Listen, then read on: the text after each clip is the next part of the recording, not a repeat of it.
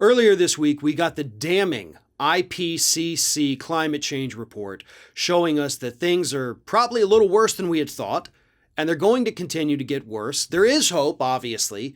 If we can kick our fossil fuel habit, if we can stop our polluting ways, we might still be able to reverse a little bit of the damage and, of course, avert some of the absolute worst consequences of climate change. And unfortunately, as we all know, this year alone has shown us the extreme weather events linked to climate change that just our country is experiencing here.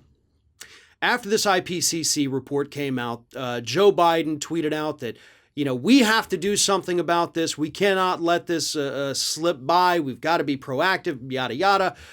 And then the next day, yesterday, he comes out, his administration, and says, hey, OPEC, get busy producing more oil so we can lower our gas prices here in the United States. And sure, gas prices have steadily been going up. It's a thing that happens. We've had gas shortages this year. And so Biden, after getting this horrifying report, telling us we have to act now, or else it's gonna eventually be too late. We're running out of time. There is still time, but we're running out of it. And then Biden comes out the next day and says, we need more oil production because Americans don't want to pay more at the pump. This is ridiculous. No, this is ridiculous. We literally just got a report telling us, hey, we're still killing the planet and we're killing it faster than we thought. And you're going to pay lip service to it in a tweet and then beg OPEC countries to produce more oil so we can have cheap gas here in the United States. This is appalling. This is a massive failure of the Biden administration, a Biden administration that, as our regular viewers understand, I have applauded their environmental efforts so far. I have criticized them where they do not go far enough, like they have to ban fracking, but they've made progress to a degree. This sets it all back. This really, truly does. We do not need more oil production. Yeah, it sucks paying more at the pump. But what we need are more electric vehicles. What we need are more fuel-efficient vehicles. So when you go up and fill up with a tank of gas, it doesn't hurt quite so much because you don't have to come back for a month or two. But if we do not switch to electric vehicles and renewable energy, and if we do not stop the burning of fossil fuels, the planet is not going to be good. And that's putting it as mildly as humanly possible. But we can't have an administration that is out there begging oil companies to do something to save us from the... They're not going to save us from anything. They're the ones who helped cause the crisis to begin with.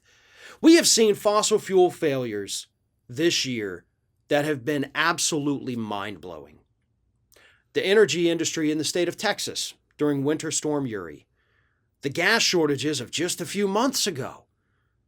Gas shortages during natural disasters. The fossil fuel company isn't coming to rescue anybody. They love higher gas prices, folks. And by the way, just a note to the Biden administration on how capitalism works, supply and demand. If prices are going up, shouldn't that increase some kind of market competition? Like from from electric vehicles, from hybrid vehicles. Isn't that what they always tell us? At least the Republicans tell us that. Capitalism breeds innovation and competition. Well, where the hell's the competition here? Huh? Where are the auto manufacturers pumping out electric vehicles or hybrid vehicles at an astronomical pace? That's who Biden needs to be pressuring. He doesn't need to be talking to OPEC. He needs to be talking to Ford and Toyota and Nissan and General Motors and all of the rest of them, telling them to get these vehicles in production as soon as possible. If we have to offer them some subsidies to do it, let's do that. Let's take the subsidies away from the fossil fuel industry and start giving it to the companies, giving us cleaner, more efficient vehicles. At that point, demand for gasoline would drop, and you know what else would drop along with demand? The prices!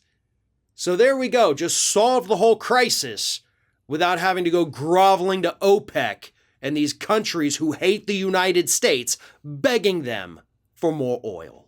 Ring of Fire has fresh content 7 days a week, so if you want to be reminded about it, don't forget to subscribe to the channel, hit the little bell to be notified every time a new video goes up.